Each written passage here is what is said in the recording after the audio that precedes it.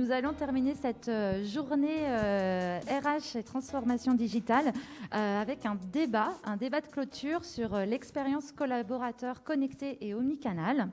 Donc ce débat va se focaliser sur le rôle des RH dans la transformation digitale de l'entreprise, donc d'une part à travers l'organisation apprenante, mais aussi l'expérience collaborateur.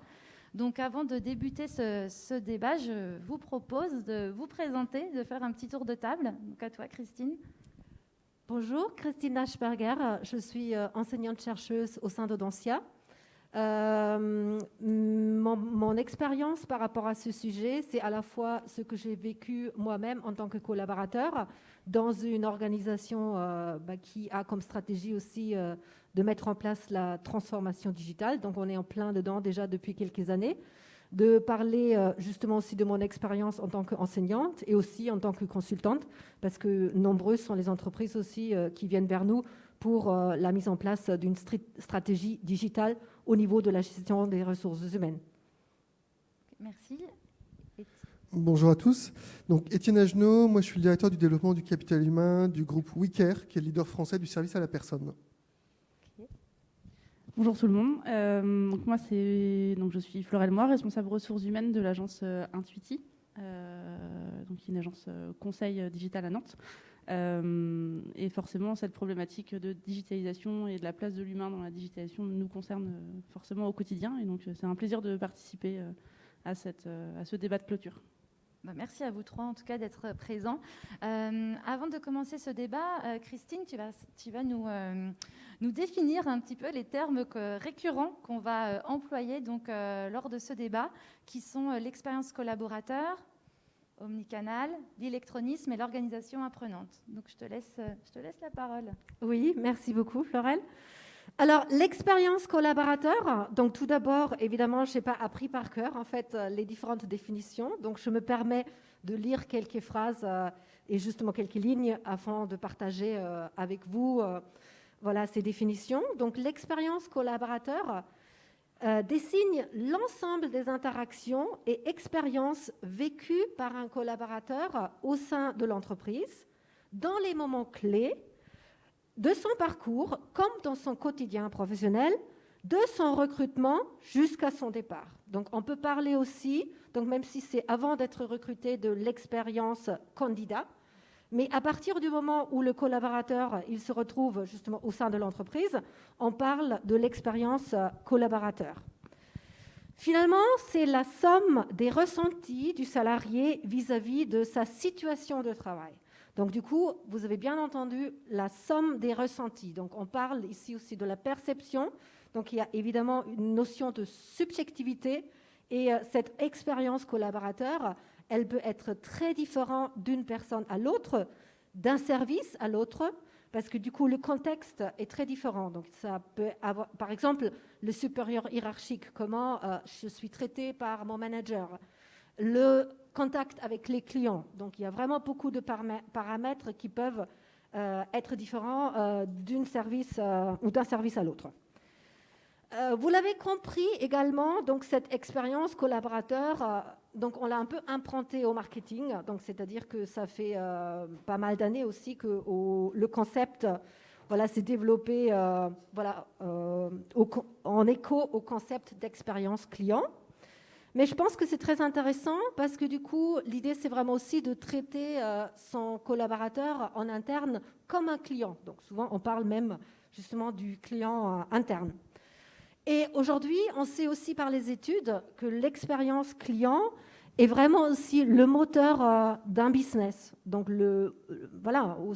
on parle ici de la performance de l'entreprise, de la pérennité de l'organisation et la relation client, donc si elle est engagée, si elle est forte, ça a une répercussion évidemment importante et positive aussi sur la relation collaborateur-client. Donc, qu'est-ce que je veux dire ?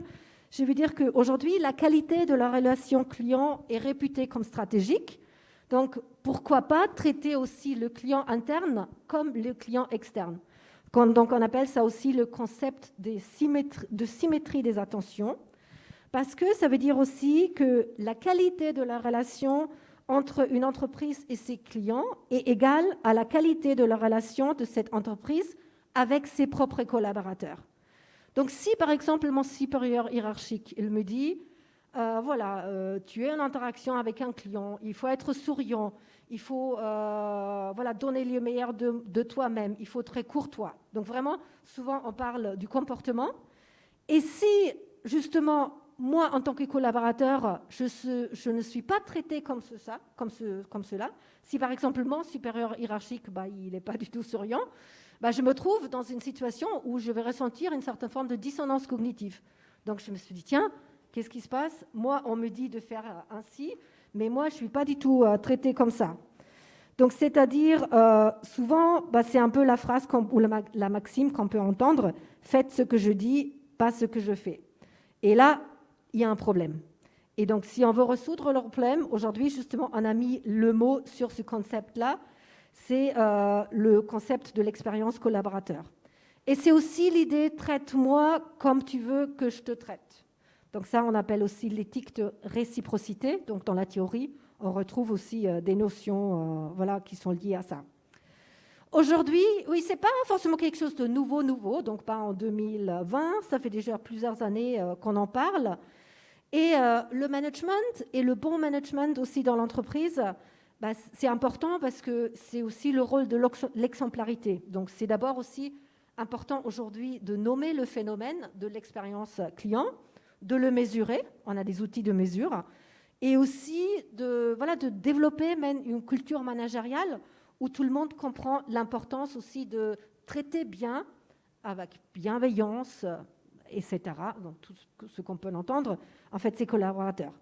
Donc c'est aujourd'hui l'évolution du rapport aussi au travail et des attentes des salariés. Les attentes des salariés ont changé de fur et à mesure, et c'est aussi aujourd'hui à l'entreprise de s'adapter. Et évidemment, dans un contexte de transformation où le collaborateur, évidemment l'humain, retrouve sa place au cœur des organisations, l'amélioration aussi de l'expérience collaborateur devient un enjeu stratégique pour les directions des ressources humaines. Voilà, donc je passe au deuxième thème. Donc j'ai choisi organisation apprenante. Donc ça, c'est assez évidemment facile aussi à comprendre. Derrière, il y a des concepts qui sont nés aux États-Unis dans les années 90 et 2000. Une organisation apprenante, évidemment, est un organisme ou une organisation humaine, donc évidemment, ça peut être une entreprise, une administration, qui met en œuvre un ensemble de pratiques et de dispositions pour rester en phase de son écosystème et pour se développer et pour apprendre, évidemment. Donc le learning, l'apprentissage, c'est très important aujourd'hui aussi dans un contexte comme dans mon école, dans mon école de management. On ne parle plus de teaching, on parle de learning. On a mis au cœur aujourd'hui l'étudiant, le stagiaire, le participant, si on parle de la formation continue, et c'est lui qui apprend. Donc c'est le stagiaire qui apprend. Comment nous, en tant que professeurs, peut-on faciliter ce processus d'apprentissage? Et dans une entreprise, évidemment, souvent on parle aussi du smart entreprise, lieu apprenant, organisation intelligente, équipe apprenante. Donc il y a cet apprentissage s'opère à plusieurs niveaux. Niveau individuel, niveau groupe, mais aussi niveau organisationnel. Et c'est pour ça qu'on parle d'une organisation apprenante. Vous avez souvent entendu parler, j'imagine, de l'intelligence collective. Donc l'intelligence collective fait aussi référence à ce système d'apprenance. Et l'objectif, c'est évidemment le développement durable d'une organisation. Juste deux mots. En fait, aujourd'hui, on dit aussi qu'il s'agit plutôt d'une attitude. On doit être curieux, cultiver, apprendre tous les jours quelque chose de nouveau. Et donc, il s'agit aussi de mettre en place, finalement, cette culture managériale dans les organisations. Et si ça vous intéresse, donc l'historique, c'était né des travaux de Chris Argyris et de Peter Senge, en fait, aux États-Unis. Il y a un livre très intéressant de Peter Senge sur la 5e discipline, l'art et la manière des organisations qui apprennent. Alors, le troisième mot que j'aimerais définir, c'est l'électronisme. Donc, l'électronisme, l'inhabilité numérique, ou l'illettrisme numérique, ou encore l'illettrisme électronique. Donc, c'est des mots qu'on utilise pour désigner une certaine forme de difficulté, même l'incapacité que rencontre une personne à utiliser les appareils numériques et les outils informatiques en raison à la fois d'un manque ou d'une absence totale de connaissances en fait, à propos de leur fonctionnement. Donc, voilà, c'est des questions techniques. En fait, il y a un nouvel outil qui arrive, on n'a jamais vu l'outil et ce n'est pas tout à fait facile. On travaille beaucoup sur le user experience, mais ce n'est pas parce que dans les entreprises, en fait, on utilise ça que tout va de soi.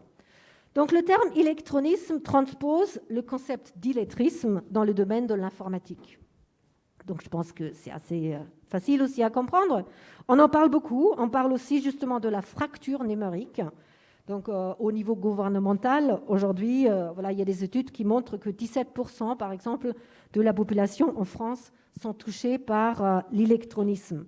Donc, on dit aussi que la lutte contre cet électronisme est devenue aussi une grande cause nationale, parce que aussi, évidemment, le gouvernement a fait le pari de tout mettre en ligne, de tout basculer. Donc, aujourd'hui, on ne peut plus remplir, par exemple, aussi la déclaration des impôts en papier. Donc, tout va être basculé dans les années à venir sur Internet. Donc, évidemment, il y a deux formes également. Ça peut être lié à la pratique, en fait. Donc, je ne sais pas utiliser ou manipuler une appli. Ça peut être Microsoft Teams, ça peut être Skype comme outil. Et ça peut être aussi plutôt lié au contenu, parce que du coup, aujourd'hui, on est souvent aussi en face de trop de contenu. Donc, on a du mal parfois aussi à faire une certaine forme de vérification des informations. Donc là aussi, la définition, elle prend tout son sens.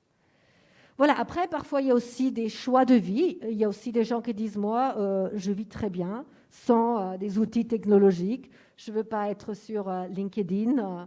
Donc, il y a aussi parfois des choix de vie qui font que les gens prennent une certaine forme de distance par rapport aux outils qui sont très nombreux aujourd'hui, qu'on peut utiliser dans sa vie privée, donc les réseaux sociaux, etc. Voilà, ça m'amène au dernier terme que j'aimerais évoquer, donc c'est omnicanal. Omnicanal, ça veut dire tous les canaux. C'est-à-dire, le terme omnicanal vient du latin omni, qui signifie tous. Et qui, ajouté à un canal, devient l'intégration de tous les canaux physiques et aussi numériques. Donc, on a commencé un peu à parler de omnicanal quand il y avait l'apparition de Amazon, donc du géant américain du commerce en ligne. Mais ce n'était pas tout à fait ça. C'était juste, en fait, je me suis un peu documentée parce que c'est plus le marketing dans ce cas-là. Donc, la création de l'omnicanal ne viendra qu'en 2003 avec l'entreprise Best Buy qui a fait à la fois du commerce en ligne, mais qui a eu aussi des magasins physiques. Aujourd'hui, évidemment, même Amazon le fait. Donc, c'est vraiment un modèle de vente, utiliser tous les canaux. Et aujourd'hui, toutes les entreprises, presque, je pense, utilisent le terme aussi omnicanal et pour évidemment faire une stratégie push au niveau du marketing. Voilà. Merci Christine pour toutes ces définitions. Donc maintenant, on va rentrer dans le vif du sujet avec vous, Florelle et Étienne. Concrètement, dans vos entreprises, comment se définit l'expérience collaborateur ? Peut-être Étienne, vas-y. Je vais reprendre un peu ce qui a été dit juste avant. Il y a dans l'expérience collaborateur pour moi une dimension très émotionnelle. On fait le parallèle en effet beaucoup avec l'expérience client. Quand on est client, on a envie de vivre une expérience waouh. On a envie d'être considéré comme un client unique. On a envie d'avoir un processus simple dans lequel on fait son achat rapidement et sur lequel on est accompagné en tout cas. Et donc finalement, ton collaborateur, c'est la même chose que j'ai envie d'avoir, c'est qu'on me porte attention, C'est que j'ai un processus simplifié, que j'ai un accompagnement, un suivi individualisé. Donc pour moi, dans l'expérience collaborateur, il y a cette notion de porter attention à l'autre et qui est finalement au cœur de notre ADN chez WeCare, notre nom, WeCare. Quand le groupe a été créé en 2016 finalement, même si le groupe existe depuis plus longtemps par ses marques, mais le WeCare répondait à cette ambition, notre président fondateur qui est Guillaume Richard, qui était ce fameux care de l'attention qu'on porte aux autres. Et du oui, du côté très positif de la démarche. Et notre ambition, en tout cas chez WeCare, c'est de devenir l'entreprise qui porte le plus d'attention à ses collaborateurs et à ses clients, et dans cet ordre. Et donc pour moi, il y a cette dimension vraiment d'attention qu'on porte à l'autre, et il y a dans l'expérience collaborateur une logique d'individualisation. On a parfois tendance, quand on raisonne sur l'expérience collaborateur, à vouloir déployer des dispositifs qui s'adressent à tous les collaborateurs. Or, par principe, il n'y a aucun dispositif qui peut s'adresser à tous les collaborateurs, parce que comme vous avez des clients différents, vous avez des collaborateurs différents. Vous avez des collaborateurs qui vivent la fracture numérique de façon différente, vous avez des attentes différentes, et vous avez en effet cette dimension très émotionnelle. On a souvent dit, enfin moi je me souviens dans mes études, voilà, les émotions restent à la porte de l'entreprise, on laisse sa valise à la porte de l'entreprise, enfin c'est des choses qu'on a souvent entendues, mais qui ne sont pas réelles, on va dire. Le collaborateur, et dans l'expérience collaborateur, on doit aussi tenir compte des moments de vie personnels du collaborateur. J'ai une naissance, j'ai un décès, j'ai un mari qui est violent. Tout ça vient perturber mon expérience collaborateur, et donc on doit en tenir compte. Et donc c'est vraiment cette dimension à la fois émotionnelle et cette dimension d'individualisation du parcours qu'on va avoir. Et puis pour terminer sur l'expérience collaborateur, il y a en effet plusieurs moments dans l'expérience collaborateur. Il y a finalement l'avant, le pendant et l'après. Et on a parfois tendance, y compris chez nous, à dissocier, c'est-à-dire qu'on va avoir des équipes qui vont travailler sur l'expérience candidat, et donc jusqu'au onboarding. Vous avez d'autres équipes qui travaillent sur l'expérience collaborateur. Or, finalement, tout ça n'est qu'une seule et même expérience. L'expérience candidat est juste la porte d'entrée de l'expérience collaborateur. Et donc, finalement, c'est de réussir à traiter l'ensemble de ces moments de vie du collaborateur dans l'entreprise, pour moi, qui regroupe vraiment cette expérience dans sa globalité. Ok, merci Étienne. Je rebondis juste puisque tu dis comme quoi on doit tenir compte voilà, des émotions des collaborateurs. Le on, tu mets qui dans ce on en fait? Quand je mets le on, c'est toute l'entreprise dans sa globalité. Donc ça va de la direction au RH, au manager. Mais dans l'expérience qu'on met en place, et quand je dis on, je parle de l'entreprise dans sa globalité, hein, je m'inclus dans cette dimension. C'est finalement se poser la question de quelle est notre expérience collaborateur dans l'entreprise. C'est se poser la question de quelles sont les émotions et les perceptions que va vivre le collaborateur tout au long de ces étapes. Et donc finalement, qu'est-ce qu'on lui renvoie dans ces émotions et je fais le parallèle avec l'expérience candidat, on en parlera peut-être après, mais parfois on a tendance à se focaliser disant on a une bonne expérience candidat. Enfin, je reprenais un article il n'y a pas longtemps de Séverine Loureiro, qui est une experte sur l'expérience collaborateur, qui disait parfois on se focalise sur l'expérience candidat en disant voilà, on a un site recrutement qu'on a simplifié, en 3 clics je postule, on a une expérience candidat qui est top. Ben non, en fait c'est juste un basique. Heureusement qu'on n'a pas 45 clics. Par contre, quelle émotion, qu'est-ce qu'a perçu le candidat? C'est ça le vrai focus qu'on doit faire autour de l'expérience collaborateur et candidat. Ok, merci. Florelle, je te laisse. Alors je pense qu'il y a déjà pas mal de choses qui ont été dites. Alors nous, chez Intuiti, on va plus parler d'expérience humaine que d'expérience collaborateur, même si au final ça veut dire la même chose. Je pense qu'il est important, quand on décide d'embaucher, c'est déjà de s'attacher à des petits détails dès l'annonce, dès ce genre de choses. Et l'expérience, elle se vit dès cet instant-là. Et c'est vrai que moi, pour avoir déjà cherché du travail, avoir postulé à des offres, il manquait un petit peu ça manquait de peps, ça manquait un peu d'humain. Nous, ce qu'on essaye de faire et qui est en perpétuelle évolution, c'est de se différencier et de faire que les gens en fait comprennent chez qui ils postulent dès l'offre. Et ce côté-là, il doit après se faire sentir dans toute la vie dans l'entreprise. Alors il y a des gens qui vont rester plus ou moins longtemps que d'autres. Il faut, moi en tout cas, je me lève le matin en essayant de faire en sorte que mes collaborateurs, dans l'expérience qu'ils vont avoir à nos côtés, qu'ils grandissent. Alors qu'ils grandissent par différents leviers, qu'ils grandissent dans leur métier, dans leurs compétences, mais aussi qu'ils grandissent aux côtés d'autres collègues. Ça, on en parlera certainement après. Voilà. Et puis, je pense qu'on aura réussi à apporter une bonne expérience aux collaborateurs.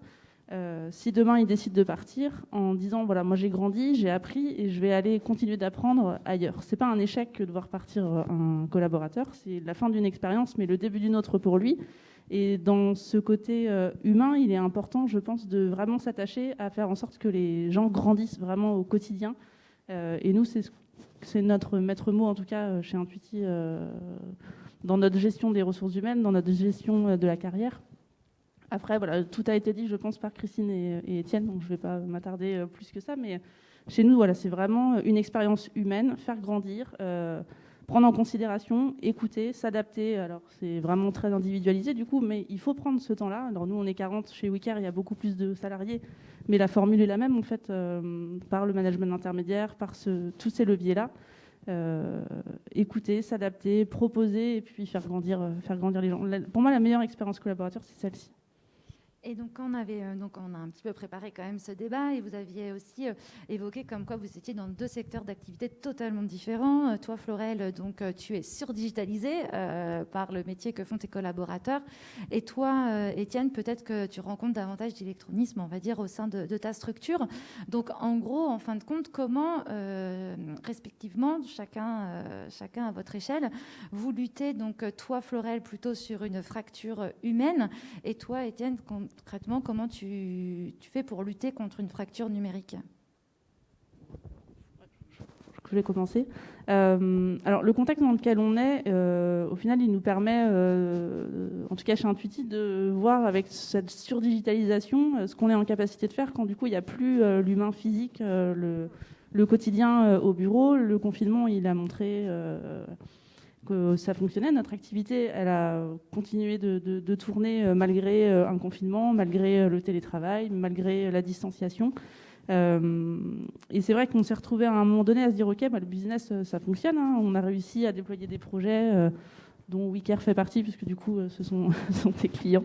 Et votre site est sorti juste à la fin du confinement. Et c'est vrai que les équipes ont super bien travaillé, mais nous, c'était plus la fracture humaine en fait qui pouvait poser problème. C'était que dans l'essence même d'Intuiti, dans l'ADN, ce qui fait que ça fonctionne, c'est les gens et c'est les êtres qui composent cette agence. Et ça passe par des petites choses qu'on vit quand on croise ses collègues. Et c'est vrai qu'on a travaillé, et on travaille encore aujourd'hui, puisque du coup, on n'a pas rouvert notre activité comme avant. Et ça ne sera certainement pas le cas avant de nombreux mois. Mais c'est trouver des leviers pour faire en sorte que les humains qui composent cette agence continuent en fait de passer des moments ensemble qui sont autres que des moments projets. Et ça, c'est un vrai challenge, je pense, de beaucoup de sociétés aujourd'hui, de ne pas perdre en fait un peu l'âme, surtout quand on est dans des entreprises. Dans le numérique, c'est assez facile d'avoir un lien avec ses collègues. On est tous sur les réseaux. Voilà, on se quitte jamais. Mais comment continuer d'avoir ce lien humain en ne se voyant pas ? Et ça, le confinement nous a permis de nous tester. Et c'est vrai que pour le coup, en essayant de comprendre ce qu'attendaient les gens et ce dont ils avaient besoin, on a réussi à faire pas mal de choses. C'est pas parfait, mais je pense qu'on est sur la bonne voie. Et puis, du coup, on travaille de nouveaux modèles en mixant une digitalisation forcément innée, puisque du coup, on travaille que sur du digital. À part notre matière grise et notre ordinateur, on n'a besoin de rien d'autre. Et donc, voilà. En étant surdigitalisé, comment demain on arrive à rester humain et à continuer de faire perpétuer ce qui fonctionne en ne se voyant pas et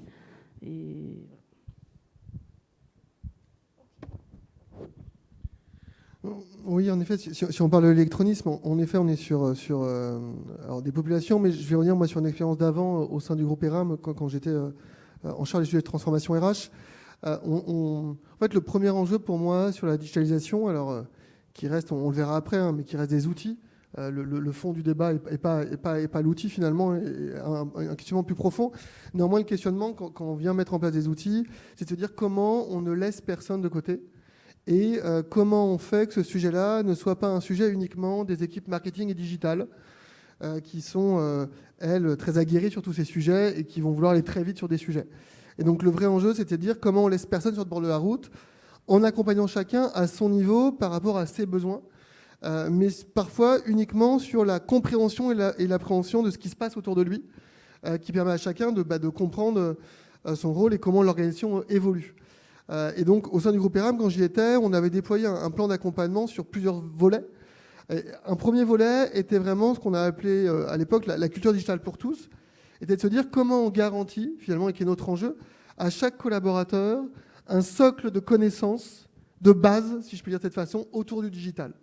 Et donc, on avait déployé un dispositif où chaque collaborateur était amené à remplir un petit questionnaire pour évaluer son niveau de connaissance sur le digital, mais sur des choses très basiques autour du digital, mais qui permettent aussi finalement à chacun de pouvoir déclarer ses impôts en ligne, de pouvoir aller télécharger son bulletin de paye, donc des choses assez basiques de la vie courante, mais qui permettent à chacun, et donc les collaborateurs, en fonction du questionnaire qu'ils remplissaient, s'ils avaient un pourcentage, on va dire, plus faible, avec un seuil qui avait été déterminé, rentraient dans un parcours de formation qui leur permettait de se former, même d'obtenir un certificat de connaissances, qui venait leur permettre d'acquérir un socle de connaissances de base. Et donc l'objectif n'était pas de développer de manière importante les connaissances des collaborateurs, mais c'était d'assurer que chacun ait un socle de connaissances qui lui permettent d'appréhender, en tout cas, les changements à venir et les transformations, et donc de pouvoir ensuite intégrer dans son métier l'apparition d'outils digitaux qui n'existaient pas. Voilà, donc ça, c'est le premier élément.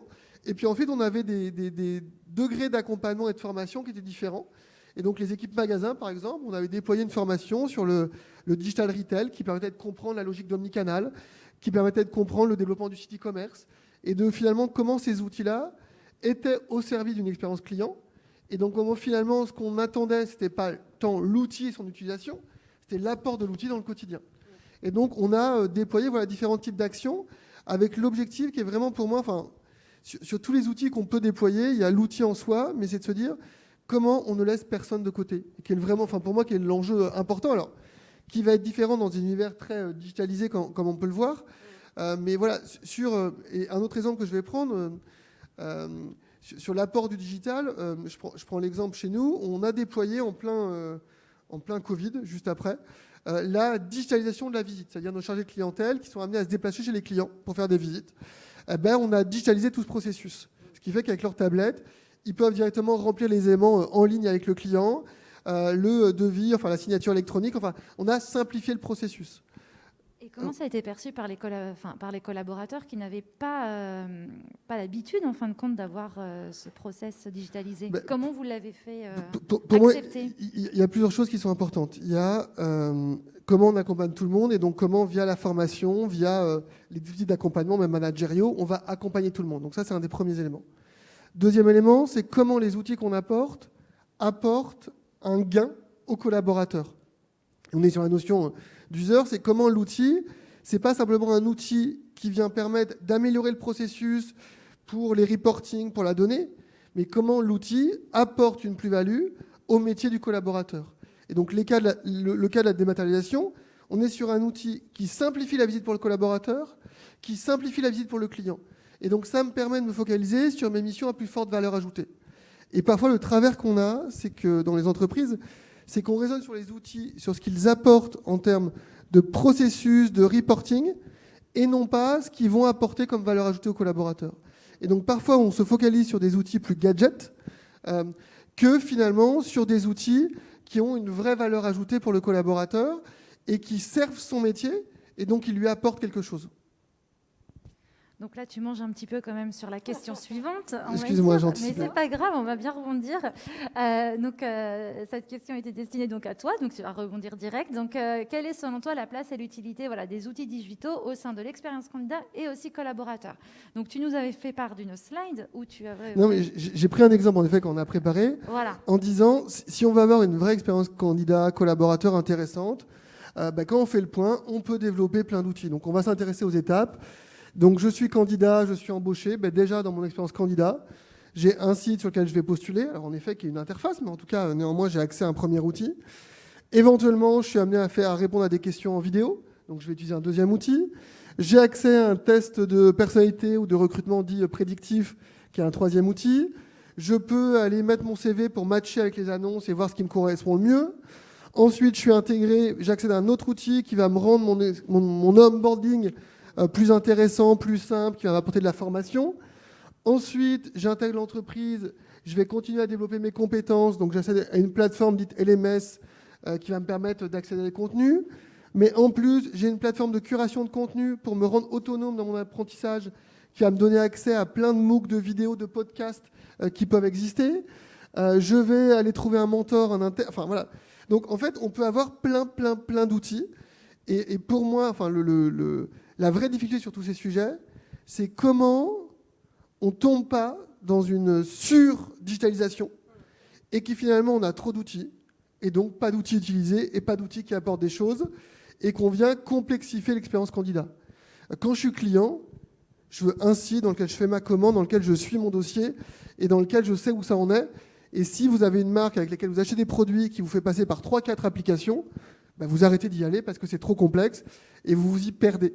Et donc, ce que je veux dire par là, c'est qu'on a plein d'outils qui existent et donc on peut à chaque fois tomber parfois dans des effets de mode en se disant tiens, cet outil il est sympa, il apporte des choses. Ok. Concrètement, qu'est-ce qu'il apporte à mon expérience candidat? Comment ça va être perçu par le collaborateur? Qu'est-ce que ça va lui apporter? Et pour moi, c'est le vrai enjeu, la vraie difficulté aussi, et qui fait que voilà, quand on veut digitaliser, donc là, les exemples d'outils que j'ai mis, pour certains, c'est plein d'outils sur lesquels nous, on travaille en interne. Et donc le vrai enjeu maintenant, c'est est-ce que ces outils sont pertinents? Qu'est-ce qu'ils apportent? Comment ils communiquent les uns avec les autres? Et comment je crée un univers qui soit simplifié pour le collaborateur? Mais ce que je voulais mettre en avant là, par cette slide, c'est l'excès qu'on peut avoir parfois, où on raisonne outils et non pas besoin et qu'est-ce que ça va apporter dans cette expérience collaborateur. Et donc tous tes outils, donc là c'est en test, en tout cas tu y réfléchis avec qui? Tu réfléchis donc avec ton service RH, mais est-ce que tu réfléchis aussi avec tes managers ou même carrément des collaborateurs, la direction, enfin qui intervient en fin de compte dans le choix des outils que tu vas mettre en place? Alors ça dépend, on va dire, des sujets. Je prends l'exemple de l'outil qu'on a sur la partie recrutement qu'on est en train de faire évoluer. Ça, c'est les équipes recrutement qui travaillent directement dessus. Mais en effet, en fonction des outils, si je devais dire de manière idéale, on devrait y intégrer à la fois les utilisateurs métiers de l'outil, mais à la fois les personnes qui vont être amenées à être en relation avec ces outils, donc des candidats, des collaborateurs. Voilà. Donc c'est des choses qu'on va faire en fonction des sujets, pas sur tous, parce que parfois pour des questions malheureusement de temps, on priorise le mode de fonctionnement, mais le fonctionnement idéal qu'on devrait avoir, c'est l'intégration des parties prenantes dans l'ensemble de ces réflexions. Donc là, il y a des outils que j'ai mis en exemple qui sont des outils qu'on n'utilise pas, des outils qu'on suit, qu'on regarde sur le marché, qui amènent des réflexions. Donc voilà, mais en tout cas, le vrai questionnement, c'est comme je prends l'exemple des ATS, qui sont les outils de recrutement, parfois on va raisonner côté recruteur. Cet outil, il est top, il me permet de bien trier mes CV, il me permet d'envoyer des réponses rapides aux candidats. Et finalement, on se pose moins la question de ce que le candidat, lui, va percevoir. Et donc, on est vraiment dans une réflexion d'outils qui améliorent un processus interne. Donc, c'est nécessaire et c'est une bonne chose. Mais parfois, on en oublie la perception de ceux qui vont l'utiliser. Et comme parfois, on va se focaliser sur des outils qui sont des outils gadgets, quand le fond de l'expérience collaborateur, c'est-à-dire les outils qu'utilisent les collaborateurs au quotidien dans leur métier, mériterait d'évoluer pour simplifier le travail des équipes, le rendre plus fluide, le rendre plus opérationnel. Et parfois, parce que c'est trop complexe de bouger ce type d'outils, on se focalise sur d'autres outils à côté un peu gadgets, et qui fait que finalement, l'expérience collaborateur, on l'améliore peu, voire pas du tout. Au contraire, on peut même en fait, détériorer l'expérience collaborateur. Parce qu'en effet, les études aujourd'hui montrent que, justement, comme Étienne vient d'expliquer, qu'on a plein d'outils. Et du coup, évidemment, la fonction RH est tentée à intégrer pas mal d'outils. Et finalement, à la fin, il y en a trop. Et les collaborateurs, aujourd'hui, sont perdus. Donc, il y a une masse d'informations qui vient aujourd'hui soit via des outils et parfois aussi, les collaborateurs sont mal informés. Donc, du coup, il existe des outils, mais on ne connaît pas forcément toutes les fonctionnalités. Et ça rajoute justement une dimension importante à la charge mentale, en fait, des collaborateurs. Et il se peut, après, qu'il y a une vraiment distanciation par rapport à tous ces outils-là. Donc, on a l'effet l'envers. En fait, ce qu'on voulait, en fait, au début c'était évidemment positif et une expérience positive. Mais à la fin, on ne se met pas trop dans la peau du collaborateur. Et là, je pense qu'il faudra mesurer davantage et aussi faire des enquêtes, par exemple, auprès des salariés ou même faire des observations. Donc, on peut faire plein de choses pour mieux comprendre comment le salarié il perçoit en fait cette expérience et l'utilisation des outils. Et évidemment, l'outil lui-même, en fait, l'outil, c'est seulement un support, ce n'est pas la solution en elle-même aussi. Donc, c'est aussi la manière dont on va introduire cet outil.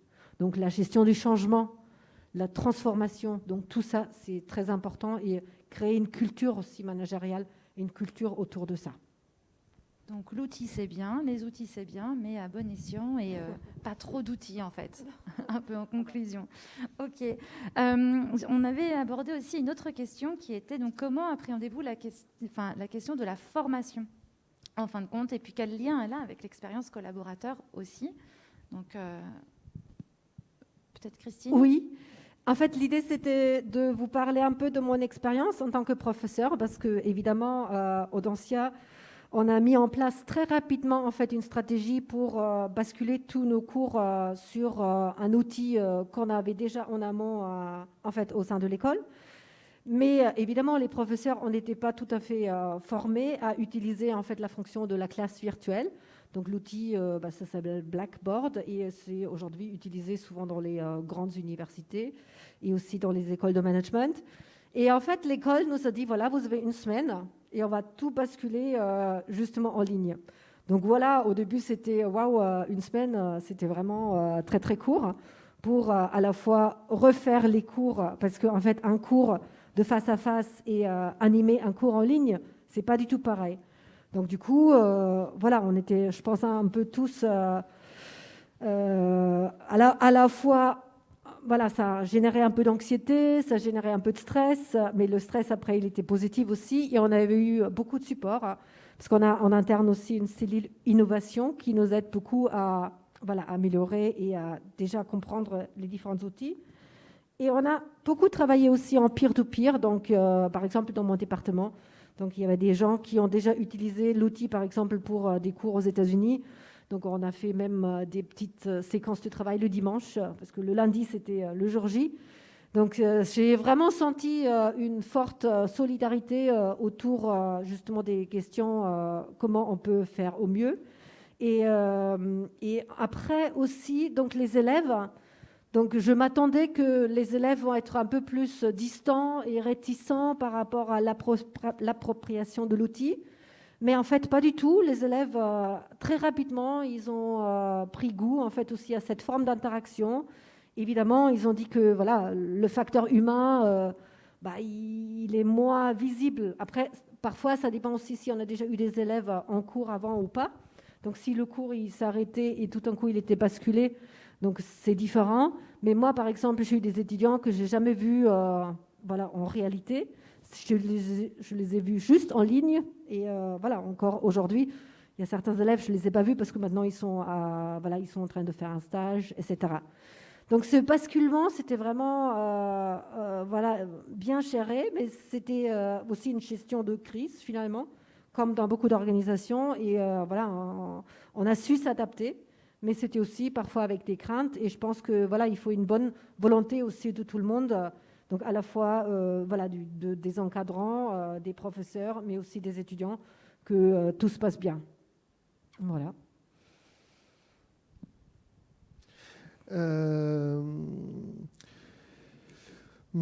Sur la question, oui, sur la formation, enfin, pour l'organisation apprenante, en effet, c'est la capacité à accompagner l'évolution des collaborateurs, leur développement, mais pas que sur de la formation, on va dire en salle présentielle et classique.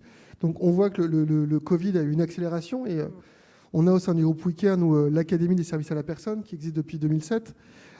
Et pareil, on s'est posé la question de comment on déploie et comment on réadapte de manière assez rapide. Un des risques pour moi dans la digitalisation de la formation, c'est le fait de se dire si en fait il s'agit de passer en distanciel des formations présentielles, ça n'a pas d'intérêt. Ça nécessite la digitalisation, une vraie réadaptation, en tout cas, des méthodes d'apprentissage, des méthodes pédagogiques sur le sujet. Et donc, nous, on a, pendant le confinement, en tout cas, on a redéployé de manière assez rapide. On a fait plus de 26 000 heures de formation à distance sur cette période. Excusez-moi, hop, je vais les enlever parce que j'ai de la buée, donc c'est pas très pratique. On a en tout cas déployé, et en s'appuyant vraiment sur les parcours de formation en termes d'hybridation, c'est-à-dire différents types. Et la vraie digitalisation de la formation demain, c'est le fait de s'appuyer sur toutes ces modalités. Ce n'est pas du distanciel ou du e-learning, c'est des parcours qui englobent l'ensemble. Et donc demain, on va se retrouver à des situations d'un nouveau responsable d'agence qui arrive, qui va avoir de la formation présentielle sur du parcours métier, qui va ensuite suivre des classes virtuelles à distance dans lesquelles on va l'accompagner sur 3 fois 2 heures sur des domaines de compétences spécifiques. On va venir y ajouter ensuite de la formation en situation de travail avec des experts métiers qui vont l'accompagner, qui vont faire avec lui. Il va ensuite passer dans des agences formatrices. Et donc la digitalisation de la formation, c'est vraiment le mix de l'ensemble de ces parcours. Aujourd'hui, les compétences qu'on acquiert, c'est le fameux 70-20-10. 70% des compétences qu'on développe, c'est dans le job, en faisant au quotidien. Et donc, la digitalisation va apporter des choses pour ajouter des modes d'apprentissage différents. Et notamment, on parle du peer-to-peer que tu évoquais, et notamment sur tout ce qui est lié au peer learning, c'est-à-dire comment j'apprends avec mes pairs en faisant avec eux.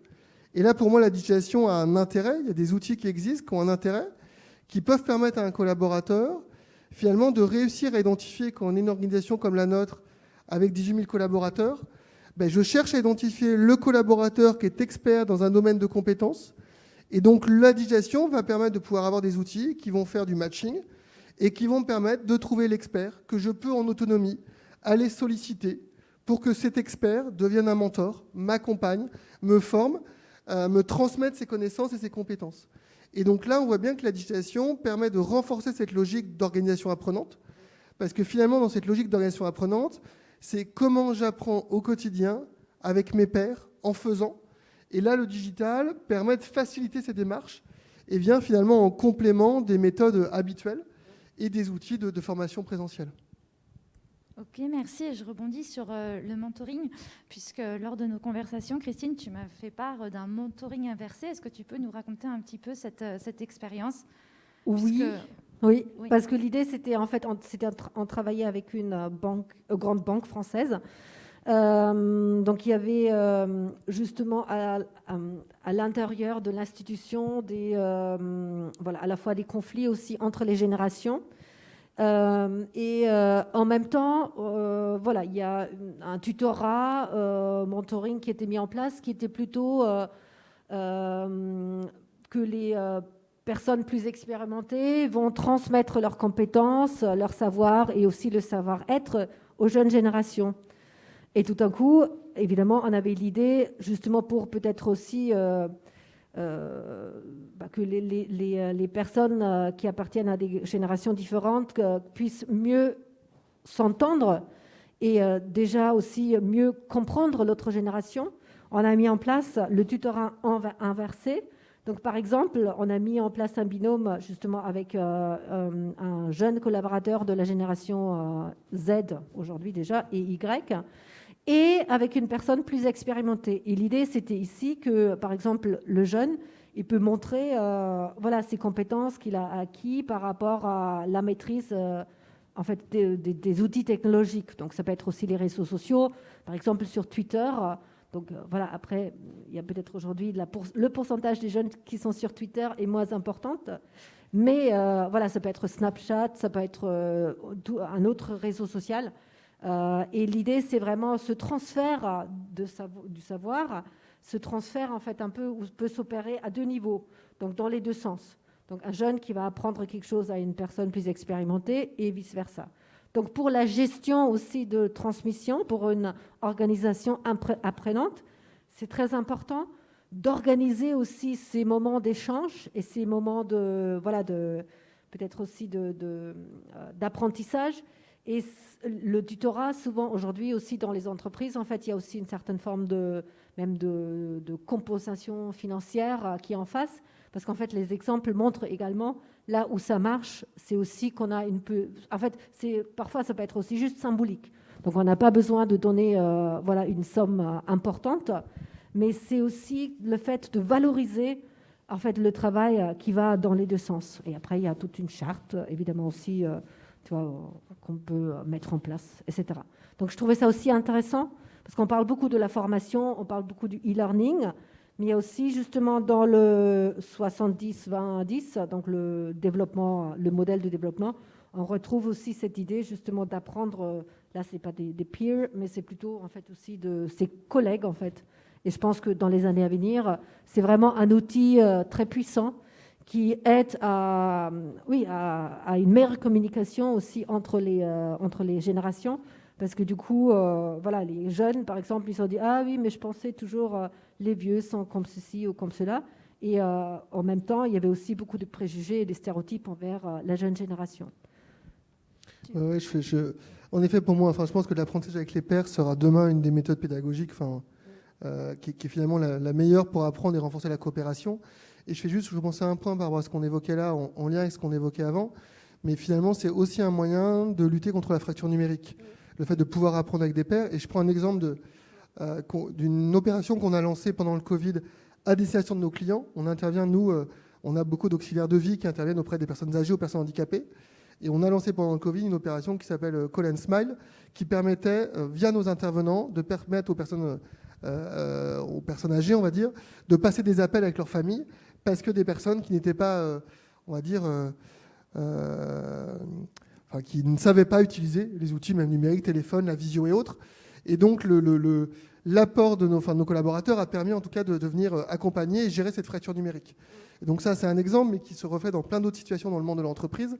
Et l'apprentissage avec les pairs est pour moi un des meilleurs moyens de développement des compétences. Parce que ça renforce l'autonomie, la co-responsabilité, la coopération. Et ça peut se faire en présentiel, en digitalisé, à distance. Je cherche un expert qui a telle compétence. Il se trouve que je suis à Nantes et que cet expert est à Lille. Grâce aux outils digitaux, en effet, on va pouvoir échanger, partager. Donc ça va à la fois renforcer le lien avec des collègues ou des pairs que je ne côtoie pas au quotidien.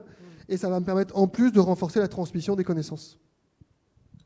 Ok, donc si je résume un petit peu ce que vous avez dit, la formation, en tout cas l'organisation apprenante, aide aussi à donc fidéliser et à avoir une expérience collaborateur plus riche et plus personnalisée aussi. Ok, nous allons donc passer à la dernière question. Et oui, ça passe assez vite quand même. Donc en fait, vous en avez déjà pas mal parlé lorsque vous avez exprimé un petit peu vos idées et vos retours d'expérience. Mais concrètement, quelle est la place de l'humain dans la digitalisation d'une expérience collaborateur connectée et omnicanal ? Qu'est-ce qu'on ne doit surtout pas oublier en digitalisant un parcours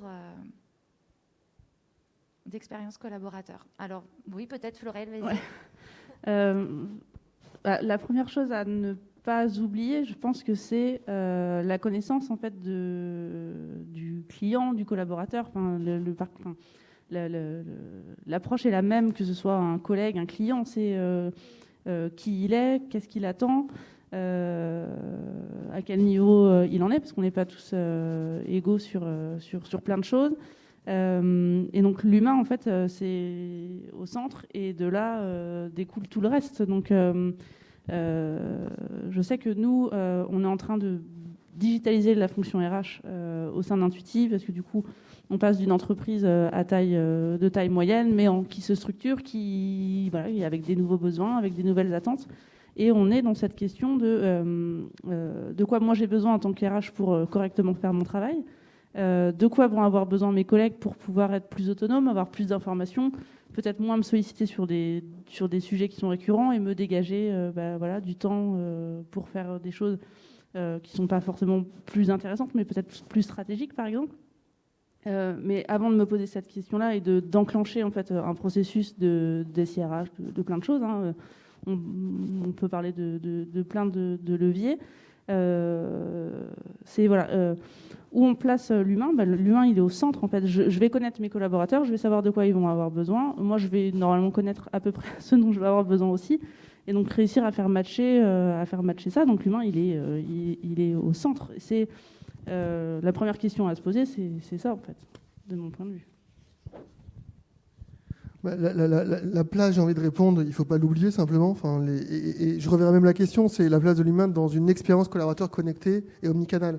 Qu'elle soit digitalisée ou pas digitalisée, en fait, là, on met la digitalisation comme étant l'élément clé de cette expérience collaborateur, mais l'expérience collaborateur n'est pas forcément digitalisée. Ce qui est important, c'est qu'elle soit connectée omnicanale, c'est-à-dire que que je sois à distance, en présentiel, où que je vis une expérience collaborateur qui fait sens, qui est cohérente, qui tient compte de moi en tant qu'individu, et donc par rapport à mes singularités. Et donc ce que j'ai envie de dire, moi, la première question, enfin, si vous travaillez sur sur l'évolution de votre expérience collaborateur, qu'elle soit digitale ou pas, commencez par faire peut-être des personas, qui est une technique du marketing, mais qui finalement de dire quels sont les types de clients, quels sont les types de collaborateurs à qui vous adressez. Et finalement, on utilise beaucoup de termes du marketing parce qu'on est dans la symétrie finalement, si attention, on est dans le lien entre l'expérience collaborateur et l'expérience client. Mais finalement, c'est toutes ces techniques-là qui vont vous aider à construire une expérience collaborateur. Et donc toutes les méthodes de design sur votre utilisateur, votre collaborateur, à quoi ça correspond. Et donc j'ai envie de dire, pour avoir une expérience collaborateur qui soit la plus connectée omnicanal, c'est déjà se poser la question de quelle doit être l'expérience collaborateur que j'ai envie de faire vivre. Et mon expérience collaborateur, elle sera différente d'une autre entreprise parce qu'elle tient compte de mes valeurs, elle tient compte de ma culture et qu'elle tient compte des singularités que je vais avoir dans mon entreprise. Donc les premières questions, c'est de poser la question de qui sont nos collaborateurs, qu'est-ce qu'ils attendent, comment ils perçoivent l'entreprise aujourd'hui, comment ils aimeraient la percevoir ou la voir évoluer. Donc finalement, c'est poser la question de ce qu'ils perçoivent, de ce qu'ils attendent. Et ensuite, est-ce que c'est digital ou pas digital ? Ce sera l'étape d'après. Oui. Et oui, pour finir, évidemment, je pense que tout le monde est d'accord avec moi que, en fait, quelle est la place de l'humain dans cette digitalisation ? Évidemment, la place, elle est stratégique. Donc l'être humain doit être au cœur. Donc Florelle, elle l'a déjà dit aussi tout à l'heure. Mais je voulais juste un peu finir par le fait, certes, c'est important. En fait, les outils, on en a parlé, le processus également, la mise en place, on a beaucoup parlé de la fonction RH. Évidemment, c'est au cœur aujourd'hui aussi dans le débat. Mais moi, ce qui me tient à cœur, c'est aussi de prendre un peu d'auteur et de se dire, voilà, ce qui est important dans le cadre de cette digitalisation, c'est aussi la création d'une envie. En fait, les collaborateurs doivent aussi avoir envie de justement venir tous les jours au travail, susciter aussi de l'intérêt.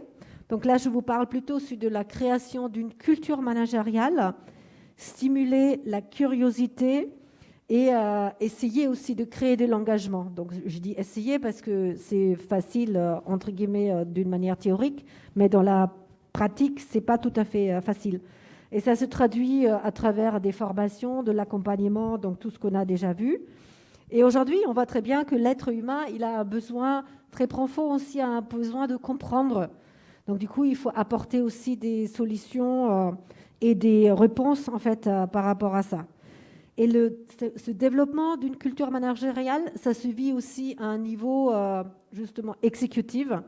Donc je voulais juste finir par les mots qu'il faudra avoir aussi l'exemplarité justement du top management et du management en général pour pouvoir mettre en place aussi cette culture apprenante et que tout le monde finalement se sent aussi concerné et que qu'on puisse mettre en place tous ces beaux concepts et que ça ne vit pas que sur papier. Voilà. Merci. Merci. Moi, j'ai une question. Comment fais-tu pour que tout le monde se sente concerné ? En fait, je pense que ça passe déjà par une conversation, donc une communication qu'on peut avoir avec le collaborateur. Donc, ce n'est pas du top-down. Après, évidemment, on doit donner des informations aussi aux collaborateurs, mais si on peut aussi s'enrichir dans le dialogue ou mettre en place en fait aussi des outils pour dialoguer avec le collaborateur. Comme Étienne, il a dit tout à l'heure, on est tous uniques. On veut tous être et aussi traités comme un être humain unique aussi dans une organisation. Et c'est vraiment aussi par cet accompagnement où le collaborateur, il sent qu'il compte. Donc, qu'il n'est pas un numéro et que peut-être aussi même ce qu'il fait à l'intérieur de l'organisation, ça a un impact. Et parfois, ça peut être aussi avec juste des petits mots, donc dire merci. Donc, il faudra chasser les incivilités. Aujourd'hui aussi dans les organisations, beaucoup de gens sont peut-être aussi négatifs. Ce n'est pas facile aussi comment maintenir la motivation après le confinement. Aujourd'hui, on vit encore la crise sanitaire, donc c'est pas facile. Et comment, je pense aussi, justement, ce facteur humain montre l'intérêt à l'autre, de montrer une certaine forme d'empathie. Évidemment, après, la bienveillance, même si la bienveillance, donc on peut discuter encore des heures, qu'est-ce que c'est finalement aussi. Mais je pense que si on s'intéresse à l'autre et on discute et on échange avec lui, c'est important de pouvoir s'exprimer, même si on n'est pas tout le temps d'accord. Mais comme ça, on peut peut-être aller plus loin. Voilà. Ok, merci. Est-ce que Florelle, Étienne, vous avez des choses à rajouter ou... Non, je vais réagir. Je vois un commentaire de Cécile que je partage pleinement. En effet, la vraie logique d'une organisation apprenante, c'est ce qu'on évoque dans l'apprentissage avec ses pairs, dans l'apprentissage de manière générale, ça se fait de manière spontanée, sans les RH. Il faut que les RH apprennent aussi à lâcher prise et à ne pas être sur tous les sujets, à laisser les gens s'emparer des sujets. Et tout ça se met en place de manière très, très spontanée. Et donc, c'est ça la culture d'entreprise, c'est ça la culture d'organisation apprenante. Et c'est permettre à chacun... Voilà, et il y a derrière cette expérience collaborateur une notion qui est évoquée là, qu'on évoquait tout à l'heure, qui est la notion de la culture. Et le premier enjeu d'une transformation RH ou de transformation d'organisation apprenante, c'est une transformation culturelle qui est le premier enjeu.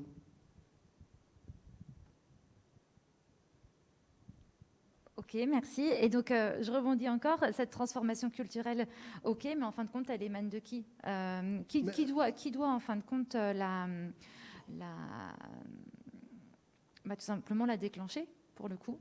Une transformation culturelle, ça émane de toute l'entreprise. Alors, en effet, c'est porté par une direction générale qui a envie et qui va poser les fondamentaux de sa culture, de ses valeurs, mais sur la base de ce qui est à la fois perçu par les collaborateurs. Donc, une transformation culturelle émane de l'ensemble de l'organisation. Bien entendu, il y a des gens qui doivent être exemplaires sur les sujets, qui doivent porter les sujets. Mais on n'est plus dans une organisation où c'est un sujet qui dépend d'une seule personne et autre. Ça dépend de l'ensemble de l'organisation. Bien entendu que ça doit être porté par le haut de l'organisation et par la direction générale pour tous les éléments culturels et valeurs, en effet, qui vont être importants. Mais les valeurs doivent aussi être en corrélation avec ce que l'entreprise et les collaborateurs vivent au quotidien. Et que des valeurs et un changement culturel qui va être porté par le haut, mais qui est en incohérence totale avec ce que vivent les collaborateurs, ne réussira pas. Donc tout ça doit faire sens et c'est tout cet ensemble qui doit être cohérent, bien entendu. Ok, merci beaucoup pour vos retours d'expérience et pour avoir animé cette table ronde avec moi. Je pense qu'on est dans les temps. Est-ce qu'il y a des questions ? Non, il n'y a pas de questions. Ah si, de Claire. Est-ce qu'il existe des programmes avec les pouvoirs publics pour agir concrètement et réduire les fractures numériques en entreprise? Avez-vous personnellement pratiqué? Wow, qui prend? Oui, enfin, je prends la culture digitale pour tous qu'on a mis en place à l'époque au sein du groupe ERAM, à bénéficier de financements publics pour accompagner la démarche. Donc vous avez le Fonds social européen qui peut aider, vous avez les régions, les départements parfois. Voilà. Et après, vous avez des dispositifs type Cléa, si je ne dis pas de bêtises, sur le numérique, sur les bases du numérique. Donc, il y a plein de programmes de formation qui existent avec des financements publics. Et après, il y a des dispositifs que vous pouvez créer, mettre en place avec des financements auprès de la direction du travail, auprès des régions, auprès du Fonds social européen. Donc, il ne faut pas hésiter à solliciter en tout cas les acteurs publics qui ont en tout cas des budgets et qui agissent pour ce sujet. Enfin, la fracture numérique fait partie des engagements importants de l'ensemble des pouvoirs publics. Donc oui, il y a des financements possibles.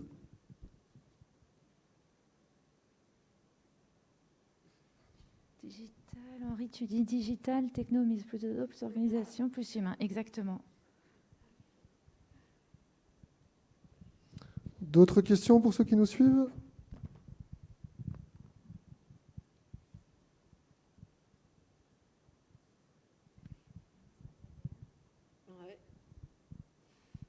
Vous avez tout dit, en fait. Ouais. Voilà, il n'y a plus de questions. C'était clair. Ah, votre plus grande fierté. Pas facile. Qui se lance? Oui, vas-y, j'ai réfléchi. Je suis dans le bon... J'étais en train de réfléchir aussi. Elle est compliquée cette question parce que... en fonction de la personne, la fierté va pas être en fonction du collaborateur, la fierté va pas forcément être la même. Ouais. T'as la réponse, Étienne Non, je pourrais dire le plaisir d'échanger avec Cécile, qui on partage, je pense, pas mal de visions sur des sujets, en tout cas. Mais non, ma fierté, c'est sur ce sujet en particulier, c'est d'avancer pas à pas, si je puis dire. C'est que pour moi, la transfo digitale, la transfo culturelle, c'est jamais quelque chose d'abouti. Et ma fierté, en tout cas, je l'ai à chaque petit pas qu'on peut faire, de chaque action, de chaque démarche qui est mise en place. Donc, je n'aurai pas un exemple, mais je pense qu'il faut, quand on met en place des démarches de transfo de cette nature, il faut se satisfaire de chaque petit pas. Et on a parfois tendance à viser en effet la grande fierté du gros dispositif qui aboutit. Or, ça n'existe pas. C'est les petits pas qui vont permettre d'avancer. Et donc, je pense que voilà, je suis en tout cas fier et content du travail qu'on fait avec les équipes à chaque petit pas qu'on peut faire. Et moi, de mon côté, du coup, c'est l'animation des classes hybrides. Donc, parce que là, à la rentrée, on a des élèves qui sont physiquement présents dans nos salles de cours et on a des élèves qui sont encore restés dans leur pays d'origine. Donc, on a à la fois des élèves qui sont là et d'autres élèves qui sont en ligne. Donc, vous pouvez imaginer que ce n'est pas forcément facile. Donc, c'est aussi un apprentissage à faire. Et du coup, je parle beaucoup aussi du management hybride, en fait, à mes élèves, parce que je leur dis, regardez, vous aussi, à l'avenir, vous allez manager des personnes qui sont à la fois en déplacement. Il y a des gens qui vont travailler à la maison. Il y a des membres de l'équipe qui vont être présents en entreprise. Donc voilà, comment est-ce que vous allez gérer tout ça? Donc du coup, on fait des parallèles, en fait aussi avec leur future vie de manager. Et du coup, ça me plaît beaucoup. Et j'ai justement aussi un peu découvert cette notion du management hybride.